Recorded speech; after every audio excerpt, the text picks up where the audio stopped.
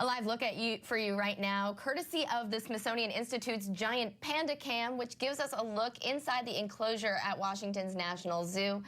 These rare animals, they are making their public debut today, but just as you're about to see, pandas aren't just adorable, they're ambassadors too, helping China spread goodwill across the globe.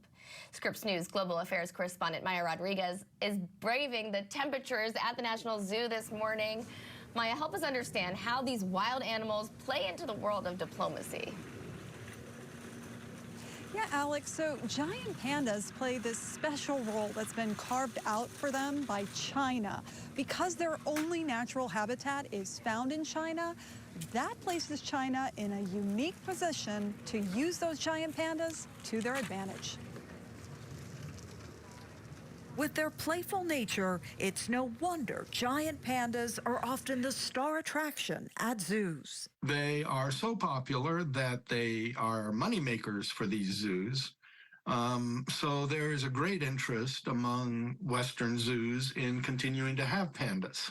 So much so that zoos around the world enter into long-term contracts with China, leasing the pandas for upwards of $1 million a year per panda. And that makes them valuable in more ways than one. Dennis Wilder is a professor at Georgetown University and a former National Security Council director focusing on China.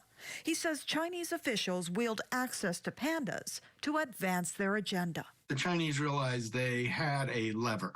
And one they pulled as U.S.-China relations became icy after a 2023 incident where a suspected Chinese spy balloon traversed a huge swath of the U.S.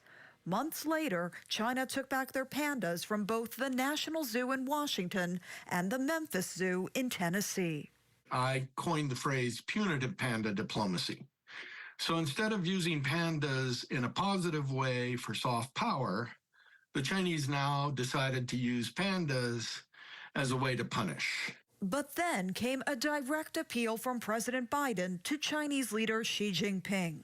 It's official. The pandas are coming back to D.C. But Wilder says don't read too much into it when it comes to it being a sign of improving relations between the two countries. I think that what it signals is that a very dark period ended in the Biden administration. Now, if you ask about the future, I think the Chinese would return to punitive panda diplomacy if, for example, in the Trump administration, we once again see a serious downward spiral in the relationship.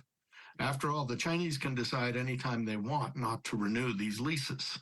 Leases that make pandas possible outside China.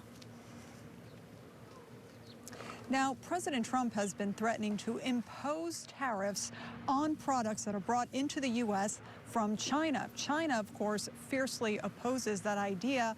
But if it goes through, it could lead to frosty relations again between the two countries, though most of the people here hope it won't involve any pandemonium. I couldn't help it, Alex. I'm sorry. I had to do a pun. You have to. You got to use the puns when you can. Can you tell us, what it's like there? Are there a lot of people there? What's the excitement like? I mean, D.C. is known for loving these pandas. Let me tell you, there has been so much excitement in Washington, D.C. about the return of the giant pandas. We have seen people coming in all morning long. It's pretty much a steady stream because they're requiring people to have these timed passes in order to get into the zoo. So we don't have overwhelming crowds, but there is a steady stream of people coming in despite the cold temperatures. And of course, the pandas are just really enjoying themselves. They're just eating bamboo, frolicking in the snow. We saw them earlier climbing some trees. Lots of children out here with their parents. They are absolutely loving this, Alex. Gotta really love those pandas if you're gonna brave those cold temperatures in D.C. Scripps News Global Affairs correspondent Maya Rodriguez for us. Thank you.